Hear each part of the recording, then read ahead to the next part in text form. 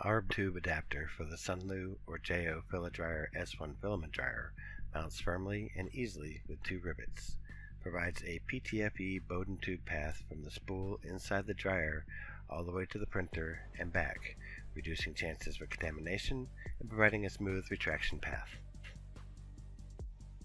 This allows you to place the dryer where it is conveniently located near a power source, while also allowing visibility and use of the LCD screen and control panel by using short or long run Bowden tubing between the dryer and the printer.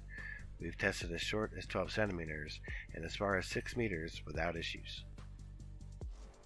The flexibility of the Bowden tube combined with the frictionless path back to the spool easily handles prolonged, rapid retractions and extrusions without undesired printing effects such as under or over extrusion.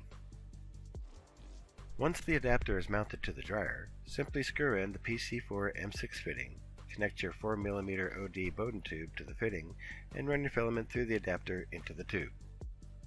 It is recommended to use a short piece of 6mm OD by 4mm ID PTFE Bowden tube, not included,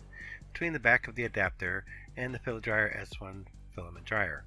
combined with a short 4mm OD by 2mm ID Bowden tube, not included,